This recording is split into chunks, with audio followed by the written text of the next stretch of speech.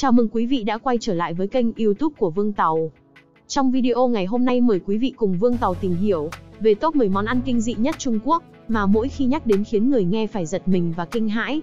Chúng ta cùng nhau tìm hiểu nào. Top 10. Đầu thỏ. Đầu thỏ là gì? Ước tính có nhiều bạn nghe đến mà chưa ăn, không dám tưởng tượng đầu thỏ còn có thể dùng làm thức ăn. Quả thực, đầu thỏ là món ăn vặt truyền thống ở Thành Đô, Tứ Xuyên, Đại Đồng, Sơn Tây và Quý Châu, Chiết Giang. Món ăn kinh dị này xuất hiện nhiều ở các quán vỉa hè ở Tứ Xuyên, Trung Quốc. Thỏ bị lột xác thịt và xương ra, chỉ còn lại cái đầu. Xương sọ thỏ được chế biến và để trên đĩa, trông rất là khủng khiếp. Top 9. Trứng luộc nước tiểu đồng tử. Trên thực tế, đây là mùi lạ do người dân thành phố Đông Dương phát ra khi họ chế biến một món ăn đặc sản của địa phương, và thức ăn này chính là trứng luộc trong nước tiểu của bé trai. Điều gây sốc hơn nữa là món ngon này đã được đưa vào danh sách di sản văn hóa phi vật thể của địa phương ở thành phố Đông Dương. Nước tiểu đồng tử, còn được gọi là nước tiểu bé trai, dùng để chỉ nước tiểu của trẻ em dưới 10 tuổi, chủ yếu là bé trai. Món này thường được người dân ăn vào tiết trời xuân. Khi trứng nứt vỏ, người ta sẽ lấy nước tiểu tươi của những bé trai dưới 10 tuổi. Người Trung Quốc cho rằng món ăn này có tác dụng tăng cường sức khỏe, chống bệnh tật, cầm máu và tăng trí lực. Top 8. Gà phơi gió khô. Đây là một món ăn kinh dị của người Tây Tạng. Để làm món này, đầu bếp phải có tay nghệ thuật nhất định và tốc độ tay phải rất nhanh. Gà được nhổ lông, loại bỏ chất bẩn, cho gia vị vào bụng, rồi khâu lại, sau đó treo ở nơi thoáng gió với tốc độ cực nhanh. Lưu ý trước khi thực hiện tất cả các bước này, gà không được cắt tiết để chết. Điều này có nghĩa khi chế biến gà vẫn còn sống. Vì đau đớn gà sẽ hét lên như tiếng chuông gió trong gió tuyết. Nghe thôi đã cảm thấy rợn người rồi đúng không các bạn? Top 7. Chuột bao tử. Chuột bao tử hay còn gọi là ba tiếng kêu nó là tên một món ăn ở một số vùng phía Nam Trung Quốc, phía Nam sông Hoài Hà ở dãy núi Tần Lĩnh. Ba tiếng kêu. Một đĩa chuột sơ sinh và một đĩa gia vị. Người ăn dùng đũa gắp chuột sống, chuột kêu ếch ếch, đây là tiếng kêu đầu tiên. Khi nhúng gia vị vào, chuột sẽ kêu ếch ếch. 2 tiếng kêu. Khi đưa vào miệng người ăn, chuột phát ra tiếng kêu cuối cùng, tổng cộng 3 tiếng kêu. Công thức rất đơn giản, và người ăn cần sức háo ăn bất tận, và lòng dũng cảm không gì sánh được để nếm thử món ăn này. Top 6. Lửa nhúng sôi.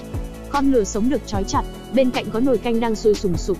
Người ăn sẽ chọn một phần mình muốn ăn, người nấu sẽ rạch miếng da lửa đó ra để lấy phần thịt tươi, rồi dùng thìa gỗ múc nước lèo đang sôi đổ vào miếng thịt, đợi thịt chín thì chặt ra, bày ra đĩa và dọn lên bàn. Người ta nói, họ ăn món này không phải vì ngon, do họ thích thú khi nhìn những chú lừa bị hành hạ. Top 5. Dê con nướng than. Những con dê sắp đẻ được cho vào bếp than hầm nướng. Khi nướng chín dê mẹ thì mới mổ bụng lấy dê con ra. Người ta sẽ ăn thịt dê non trong bụng mẹ. Thịt dê con khi đó vừa mềm lại thơm ngon. Một xác hai mạng, tàn nhẫn vô cùng. Top 4. Lẩu phân bò. Đây là món ăn nổi tiếng của vùng Quý Châu, Trung Quốc. Người làm phải rất kỳ công mới có thể làm ra món ăn này. Nguyên liệu chính của món lẩu phân bò là những thức ăn chưa tiêu hóa hết trong dạ dày của con bò. Người ta sẽ lấy phần thức ăn chưa tiêu hóa hết trong dạ dày và ruột bò, rồi vắt lấy thứ chất lỏng đặc sệt. Chất lỏng này là dịch tiết từ dạ dày và ruột non khiến cho nước lẩu có vị đắng nhẹ. Người ăn lần đầu sẽ cảm thấy không quen vì món này có vẻ ngoài xấu xí và mùi có đắng pha lẫn mùi phân bò.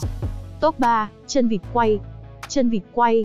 Vịt sống được đặt trên đĩa sắt hơi nóng, đĩa sắt có tẩm gia vị được đun nóng. Vịt sống sẽ đi lại trên tấm sắt vì nhiệt, và sau đó bắt đầu nhảy. Cuối cùng, chân vịt đã chín nhưng vịt vẫn còn sống, chặt bỏ chân và bày ra đĩa, còn vịt thì dùng vào mục đích khác. Top 2. Rùa tắm canh. Trước khi chế biến, phải ngâm rùa sống trong nước sạch vài ngày. Sau đó cho rùa sống vào nồi nước đã thêm các loại gia vị rồi đun trên lửa nhỏ. Người ta sẽ đặt trên mai rùa một loại gạch chuyên dụng để cố định con rùa trong nồi. Nước nóng dần, vì nóng con rùa sẽ phải uống nước canh trong nồi, gia vị sẽ ngầm vào thịt rùa. Dần dà, lửa càng ngày càng nóng, ai nhấc đũa lên đều rất thích thú khi chứng kiến cảnh rùa lăn lộn đau đớn trong nồi. Cuối cùng, khi rùa được nấu chín, nước súp bên ngoài và nước súp mà rùa uống làm cho thịt rùa ngon ngọt và thơm lừng. Và cuối cùng là món mà một khi nghe thôi đã cảm thấy rợn người rồi. Đó là món óc khỉ. Món óc khỉ này không được chế biến mà ăn sống trực tiếp. Đây là món ăn nổi tiếng cả thế giới bởi được Thái hậu Từ Hy dùng trong bữa tiệc chiêu đãi khách ngoại quốc. Một con khỉ sống bị trói thẳng đứng nhốt dưới bàn, đỉnh đầu con khỉ nhô ra một lỗ nhỏ, dùng chiếc vòng kim loại, chiếc vòng rất chặt, khi dùng búa nhỏ gõ nhẹ thì hộp sọ rơi ra. Não khỉ được phơi bày hoàn toàn trước mắt thực khách. Người ăn sẽ dùng dao cạo sạch lông đầu. Sau đó, lấy thìa xúc phần não nóng hổi vừa lộ ra để ăn. Đặc biệt, món ăn này phải ăn nhanh trước khi con khỉ chết. Do cách ăn quá tàn bạo mà ngày nay món ăn này đã bị cấm. Vừa rồi là 10 món ăn kinh dị mà mình thấy kinh dị nhất Trung Quốc. Quý vị và các bạn còn biết những món nào khác nữa không? Hãy để lại dưới phần bình luận. Và cuối video mong quý vị ủng hộ kênh bằng cách đăng ký kênh và bật chuông thông báo, để có thể nhận được các video tiếp theo của Vương Tàu. Xin chào và hẹn gặp lại tại những video lần sau.